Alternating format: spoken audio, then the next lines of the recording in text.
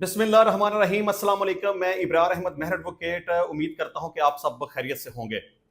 मौलाना फजल रहमान साहब कहते हैं कि इस जाली किस्म की पार्लियामेंट से इतनी बड़ी आईनी तरमीम करना नाइंसाफी है, नए इलेक्शन हों। अच्छा, मौलाना फजल रहमान साहब का भी पता नहीं चलता कि कब किस तरफ पलटी मार जाएं, क्योंकि चंद दिन पहले उन्होंने कौमी असम्बली के इजलास के दौरान तकरीर करते हुए ये कहा था कि ये हुकूमत चाहे फार्म 45 की है या फार्म 47 की है, अब यही हुकूमत है और यही पार्लियामेंट है। और आइन में तरमीम करने के हवाले से वो कहते थे कि जजिस की मुद्दत मुलाजमत में जो तोसी करना चाहते हैं उसकी मैं फेवर में नहीं हूँ, या सुप्रीम कोर्ट में जजिस की तादाद जो बढ़ाना चाहते हैं मैं उसकी फेवर में भी नहीं हूँ, लेकिन आइनी अदालत की फेवर में हूँ, वहाँ मैं वोट देना चाहता हूँ। अब अगर आप ये कहते हैं कि ये जाली पार्लियामेंट है, तो फिर मेरा ख्याल है कि अगर आइन में तरमीम करनी है आइनी अदालत के हवाले से, तो फिर आपको उसकी भी मुखालफत करनी चाहिए। और दूसरे नंबर पे आप ये कहते हैं कि इतनी बड़ी आइनी तरमीम करना नाइंसाफी है। देखिए, बड़ी तरमीम है या छोटी तरमीम है, बात तो तरमीम की हो रही है ना। जब पार्लियामेंट ही आपकी नज़र में जाली है, तो फिर तरमीम छोटी या बड़ी से कोई फर्क नहीं पड़ता। मेरा ख्याल है कि आपको फिर इसकी भरपूर तरीके से मुखालफत ही करनी चाहिए, दो तरफा रवैया अख्तियार नहीं करना चाहिए। आपकी नज़र में अगर ये पार्लियामेंट जाली है तो फिर जाली है, फिर इसको फार्म 45 या 47 की आप बात ना करें, और ना इसमें कोई बड़ी तरमीम या छोटी तरमीम की बात करनी चाहिए। और जहां तक बात यह है कि नए इलेक्शन हो, देखें, आपको पता है कि पहले 8 फरवरी 2024 को जो इलेक्शन हुए हैं वो किस तरह से हुए हैं। मतलब कि इलेक्शन तो हो ही नहीं रहे थे, सुप्रीम कोर्ट की मुदाखलत के बावजूद नहीं हो रहे थे। अब अल्लाह अल्लाह करके इलेक्शन हो गए हैं, तो आप क्या कहते हैं कि नए सिरे से इलेक्शन होने चाहिए? फिलहाल दूर दूर तक इलेक्शन का कोई इम्कान नहीं है। अच्छा जी, उन्होंने कहा कि पार्लियामेंट का मैंडेट नहीं कि वो तरमीम करें, हम चाहते हैं नए इलेक्शन हों। ये पार्लियामान इतनी बड़ी आईनी तरमीम की हकदार नहीं, जाली किस्म की पार्लियामेंट से कानून साजी करना मुनासिब नहीं।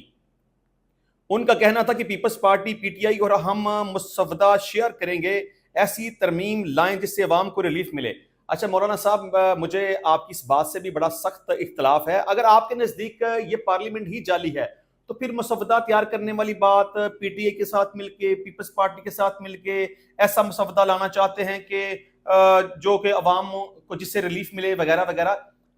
फिर बात मैं करता हूं कि जब आपकी नजर में ये पार्लियामेंट ही जाली है, तो फिर आप किस मसवदे की बात करते हैं, या किस आइन में तरमीम की बात करते हैं, या किस अवामी मफाद की बात करते हैं, या किस बड़ी या छोटी तरमीम की आप बात करते हैं? पार्लियामेंट जाली है तो फिर जाली है, आप इसकी दबा के टका के मुखालफत करें, लेकिन आप ये ना कहें कि पीपल्स पार्टी पीटीआई और हम मसवदा तैयार कर रहे हैं। फिर भाई किस लिए मसवदा तैयार कर रहे हैं आप?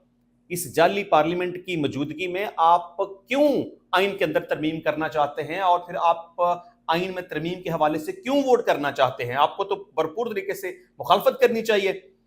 अच्छा जी, जमहूरियत मजबूत हो, पार्लियामान की खुद मुख्तारी पर कोई समझौता नहीं होना चाहिए। मौलाना साहब का कहना था कि ना मरकज में और ना ही खैबर पख्तूनख्वा में अवाम की हुकूमत है, पार्लियामेंट को अवाम की नुमाइंदा नहीं समझते, खैबर पख्तूनख्वा में हमारा मैंडेट चुरा कर उन्हें दिया गया है। उन्होंने कहा कि हमारा सूबा इस वक्त आग में जल रहा है, कबाइल इंजमाम से पहले ज्यादा अच्छे थे, इस वक्त फाटा के अवाम मजलूम है। यही सूरत हाल बलोचिस्तान की है, हमारे यहाँ भी लापता लोग हैं और बलोचिस्तान में भी हैं। मौलाना फजल रहमान साहब का कहना था कि जलसे को रोकना गैर जमहूरी है। ये पाकिस्तान तहरीक इंसाफ के जलसे के हवाले से बात कर रहे हैं।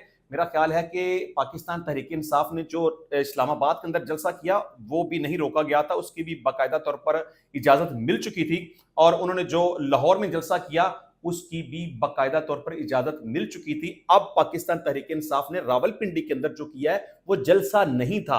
मौलाना साहब शायद गलती से ये बात कह गए हैं कि जलसे की इजाजत ना मिलना गैर जमहूरी है।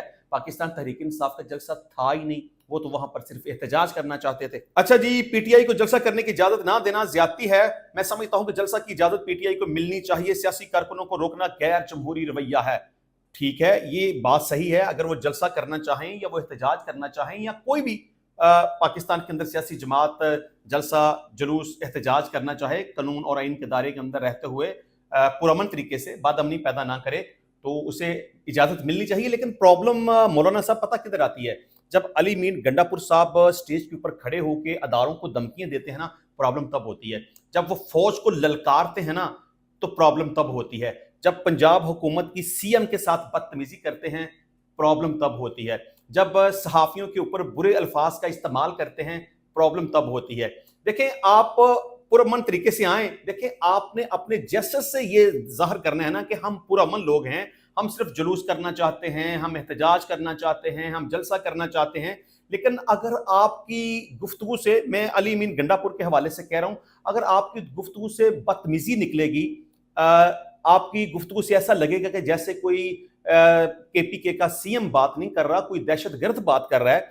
जब आप लाहौर के जलसे में शिरकत करने के लिए जाएंगे और आपके हाथ में कलाशनकोफ होगी और आप गन के साथ गाड़ियों के शीशे तोड़ेंगे, आप तकरीर करेंगे तो बदअमनी की बात करेंगे। और जिस तरह से अली अमीन गंडापुर ने कहा कि मैं ऐलान करता हूं कि मैं हफ्ते 2 हफ्ते के अंदर अगर इमरान खान को कानूनी तरीके से रिहा ना किया गया तो फिर मैं अडयाला जेल की तरफ मार्च करूंगा, हम खुद इमरान खान को रिहा करवा लेंगे।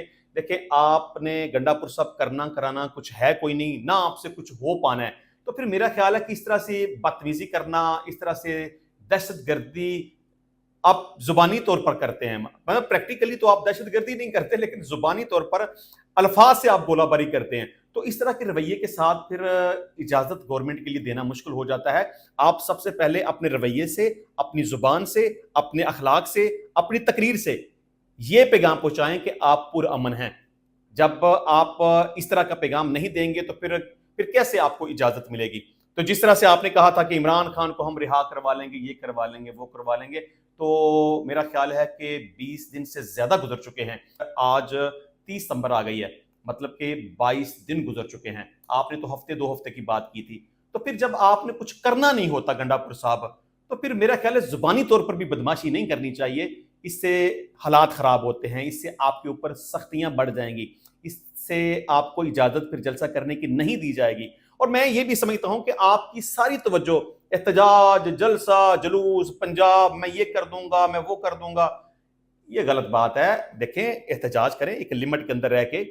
सबसे पहले आप एक सूबे के सीएम हैं, वहां पे रहते हुए जो आपकी ड्यूटी और जिम्मेदारी है वो आपको सर अंजाम देनी चाहिए। अगर आए दिन आप कहेंगे मैं जा रहा हूं पंजाब, मैं जा रहा हूं लाहौर, मैं जा रहा हूं रावलपिंडी, इस्लामाबाद, मैं ये कर दूंगा वहां जाके, मैं वो कर दूंगा, तो इससे फिर आप, मेरा ख्याल है कि अपनी ड्यूटी के साथ इंसाफ नहीं कर रहे।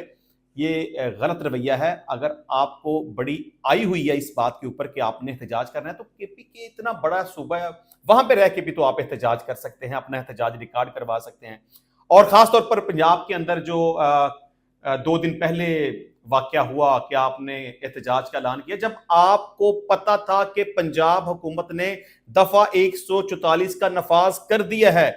और अगर आपको दफा 144 का मतलब नहीं था पता, तो किसी वकील से पूछ लेते, कानून की कोई किताब खोल लेते, अगर आपको पढ़ना आता है तो आप पढ़ लेते कि जब 144 का नफाज हो जाता है तो इसका मतलब यह है कि आप उस स्पेसिफिक टेरिटरी के अंदर रहते हुए कोई जलसा, कोई जुलूस, कोई एहतजाज नहीं कर सकते। बल्कि सेक्शन 144 तो ये कहता है कि आप 5 या 5 से ज्यादा लोग एक जगह पे इकट्ठे नहीं हो सकते।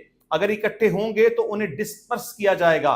अगर इज्जत के साथ, जुबानी अनाउंसमेंट के साथ डिस्पर्स नहीं होंगे तो फिर ताकत का इस्तेमाल किया जाएगा। पुलिस ताकत का इस्तेमाल कर सकती है, रेंजर ताकत का इस्तेमाल कर सकती है। तो आप एक सूबे के सीएम हैं, आपको पता था कि पंजाब हुकूमत की तरफ से सेक्शन 144 का नफाज हो चुका है, तो फिर मेरा ख्याल है कि आपको अपना एहतजाज मुलतवी कर देना चाहिए था। और इसके साथ साथ जो मैंने पहले बात कही थी वो ये कि आपको अपना रवैया दुरुस्त करने की जरूरत है। और खास तौर पर ये आपने जो एक वीडियो पैगाम दिया कल कि अब इनकलाब, क्या इनकलाब आएगा, मतलब कि किस तरह का आप इनकलाब लाना चाहते हैं? आपको इनकलाब का मतलब वैसे आता है? अच्छा, मुझे पूरा यकीन है कि आपको इनकलाब का मतलब भी नहीं आता होगा। हम इनकलाब लाएंगे, हम गोली मार देंगे, हम एक गोली चलाएंगे तो हम 10 गोलियां चलाएंगे, क्या मतलब आपका ज़हनी तवाज़ुन ठीक है? वैसे आप मतलब कि क्या कि सूबों के दरमियान आप नफरत पैदा करने की कोशिश कर रहे हैं, आप दोनों सूबों को लड़ाना चाहते हैं? आपके जहन में है क्या? वैसे आप चाहते क्या हैं? क्या मतलब क्या चाहते हैं आप? केपीके को कोई अलग मुल्क बनाना चाहते हैं? कुछ खुदा का खौफ करें। गोलियों की बात करेंगे, डंडों की बात करेंगे, मार धाड़ की बात करेंगे, जेलों के ऊपर हमला करने की बात करेंगे, कलाशनकोफ उठा लेंगे, शीशे तोड़ देंगे। आप क्या हैं? आप हैं क्या? मतलब कि आप कोई वजीर आला हैं? میں سمجھتا ہوں کہ عمران خان صاحب کا یہ انتہائی غلط فیصلہ تھا کہ اس نے ایک گنڈے کو کے پی کے کا وزیر اعلیٰ بنا دیا. اچھا، بات مولانا صاحب سے کہیں دوسری طرف نکل گئی. اچھا جی، مولانا صاحب نے اسی بات کے اوپر گنڈا پور صاحب نے جو ویڈیو پیغام دیا تھا، ایک سوال کے جواب میں انہوں نے کہا کہ وزیر اعلیٰ کا لب و لہجہ بچپنے کے سوا کچھ نہیں ہے. یہ صرف بچپنا نہیں ہے، یہ بیوقوفی ہے. یہ صرف بیوقوفی ہی نہیں ہے، یہ بہت بڑا بلنڈر ہے اور بہت بڑی حماقت ہے. اور میں سمجھتا ہوں کہ یہ بہت غلط بات ہے. میں اس سے زیادہ اور کچھ نہیں کہہ سکتا. اچھا جی، اس کے علاوہ وفاقی وزیر خزانہ سینیٹر محمد اورنگزیب کا کہنا ہے کہ حکومت نے 6 وفاقی وزارتوں سے متعلق فیصلہ کر لیا ہے، اب عمل درآمد کرنا ہے. محمد اورنگزیب کا کہنا تھا کہ I M F stand by agreement کامیابی سے مکمل کر لیا. یہ سب وزیر اعظم شہباز شریف کی کاوشوں سے ہوا ہے. اس میں سابق نگران حکومت کا بھی مثبت کردار تھا. اب معاشی استحکام آئے گا. وزیر خزانہ محمد اورنگزیب کا کہنا تھا آئی ایم ایف کے پاس جانے کا مقصد معاشی استحکام اور جاری منصوبوں کو پایہ تکمیل تک پہنچانا تھا. اس پروگرام کے آنے کے بعد ہم معاشی استحکام کی طرف تیزی سے بڑھیں گے. میکرو اکنامک استحکام منزل نہیں، راستہ ہے. انہوں نے کہا کہ سٹاک ایکسچینج پر بات نہیں کرتا، لیکن یہ خوش آئند ہے کہ اب یہ نئی حدیں عبور کر رہی ہے. پر امید ہوں کہ ایکسچینج ریٹ اور پالیسی ریٹ ہماری توقع کے مطابق رہیں گے. محمد اورنگزیب کا کہنا تھا کہ 6 وفاقی وزارتوں سے متعلق فیصلہ کر لیا ہے، اب عمل درآمد کرنا ہے. 2 وفاقی وزارتوں کو ضم کیا جا رہا ہے، ایک کو ختم کرنے کا فیصلہ کر لیا ہے. یہ صحیح فیصلہ کیا ہے آپ نے. میں سمجھتا ہوں کہ مزید وزارتوں میں جو کمی کی جا سکتی ہے انہیں کرنا چاہیے. اور یہ بھی درست فیصلہ ہے کہ اب ہر شخص کو ٹیکس نیٹ میں آنا پڑے گا. جو نہیں آئے گا اسے پھر خمیازہ بھگتنا پڑے گا. اس کے لیے مشکلات ہو جائیں گی. وہ بزنس نہیں کر سکے گا، وہ بیرون ملک سفر نہیں کر سکے گا، اس کے بجلی اور گیس کے کنیکشن منقطع کر دیے جائیں گے، وہ اپنا فون استعمال نہیں کر سکے گا، وہ پراپرٹی نہیں خرید سکے گا، وہ گاڑی نہیں خرید سکے گا، وغیرہ وغیرہ. یہ اچھی بات ہے. حکومت کی طرف سے ہر بندے کو ٹیکس ادا کرنا چاہیے، ہر بندے کو فائلر ہونا چاہیے، ہر بندے کو ریٹرن جمع کروانی چاہیے اور دیانتداری کی بنیاد پہ کروانی چاہیے. بہت سارے ایسے ہمارے یہاں بزنس مین ہیں جو لاکھوں کروڑوں روپے کا بزنس کرتے ہیں، اربوں روپے کا بزنس کرتے ہیں، لیکن حکومت کو صحیح طریقے سے ٹیکس نہیں دیتے، جھوٹ بولتے ہیں کہ جی ہمیں تو لاس ہو گیا ہے. ان کے اوپر بھی سختی کرنی چاہیے. اچھا جی، ان کا کہنا ہے کہ معیشت کی مضبوطی کے لیے سرمایہ کاروں کا اعتماد بڑی کامیابی ہے. غیر ملکی براہ راست سرمایہ کاری میں اضافہ ہوا ہے.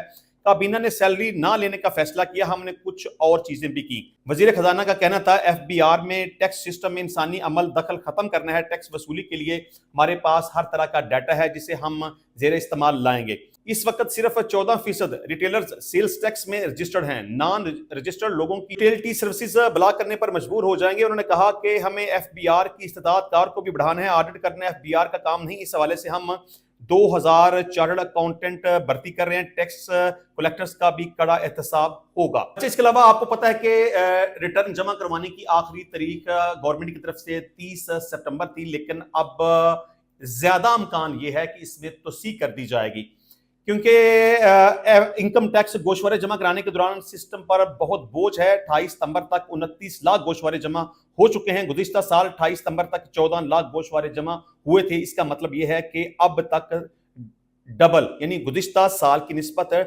ڈبل لوگ گوشوارے جمع کروا چکے ہیں. اچھا جی، ایف بی آر کا کہنا ہے کہ ویب سائٹ کی تکنیکی مسائل کے ازالے کے لیے مناسب وقت دیا جائے گا. یقینی بنائیں گے کہ کوئی شہری ٹیکس ریٹرن جمع کرانے سے محروم نہ رہے. اب وزیر اعظم شہباز شریف صاحب کا انتظار ہے. وہ جیسے ہی پاکستان آئیں گے ان سے کنسلٹ کرنے کے بعد موسٹ پروبیبلٹی اب اس ڈیٹ کو ایکسٹینڈ کر دیا جائے گا. ہو سکتا ہے کہ 30 ستمبر سے بڑھا کر اس کو 30 اکتوبر تک کر دیا جائے. اچھا جی، اس کے علاوہ لیاقت باغ میں جو احتجاج ہوا اس میں پاکستان تحریک انصاف کے 58 رہنماؤں کے خلاف مقدمہ درج کر لیا گیا اور دہشت گردی کی دفعات بھی شامل کر لی گئی. اس میں بہت سارے لوگوں کو نامزد کیا گیا اور بہت سارے لوگوں کو نامعلوم بھی رکھا گیا. اب ایف آئی آر میں جو دفعات لگائی گئی ہیں، پولیس کی جانب سے مقدمے میں دہشت گردی، اقدام قتل، توڑ پھوڑ، کار سرکار میں مداخلت کی دفعات شامل کی گئی ہیں.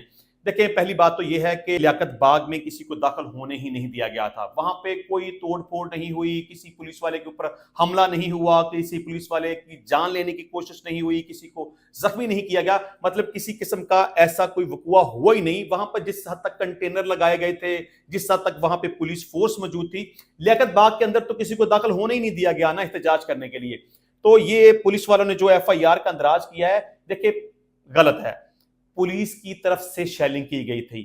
पुलिस की तरफ से मुजाहरीन को रोका गया था कि वो रावलपिंडी के अंदर दाखिल ना हो सकें, वो लियाकत बाग में एहतजाज करने के लिए दाखिल ना हो सकें, तो फिर ये इंतहाई गलत बात है कि दहशत गर्दी की दफात के तहत और इकदाम कत्ल की दफात के तहत FIR का दराज कर दिया गया है। देखिए, सेक्शन 144 की वायलेशन अगर हो जाए तो मैक्सिमम क्या होता है, 188 पाकिस्तान पिनल कोड के तहत FIR का अंदराज होता है और उसकी सजा मैक्सिमम 1 महीना है। और FIR के मतन के मुताबिक मुलजमान ने लियाकत बाग में रियासत मुखालफ नारे लगाए। लियाकत बाग में तो आपने जाने नहीं दिया, वहां रियासत मुखालफ नारे किसने लगाने थे? अच्छा जी, कारकुनान ने असला, डंडे और लाठियां उठा रखी थी। गलत बात है, झूठी बात है। रावलपिंडी में किसी को घुसने नहीं दिया गया, लियाकत बाग में किसी को घुसने नहीं दिया गया। पुलिस ने शेलिंग की, किसी के पास कोई वेपन मौजूद नहीं था, ना किसी ने रियासत मुखालिफ नारे लगाए हैं और ना ही इस हवाले से पुलिस के पास किसी किस्म का कोई रिकॉर्ड मौजूद है वीडियो रिकॉर्डिंग की शक्ल में। कारकुनान ने पुलिस एहलकारों और सरकारी गाड़ियों पर पथराव भी किया। FIR के मुताबिक कारकुनान के तशद्दुद से पुलिस एहलकार मुनीब अब्बास, अजमल खान जख्मी हुए। मुलजमान के पथराव से अफसरान की गाड़ियों को भी नुकसान पहुंचा, जबकि मुलजमान ने सरकारी असला छीन कर हवाई फायरिंग की और खौफ व हरास भी फैलाया। इंतहाई बेहुदा बात, इंतहाई गलत बात।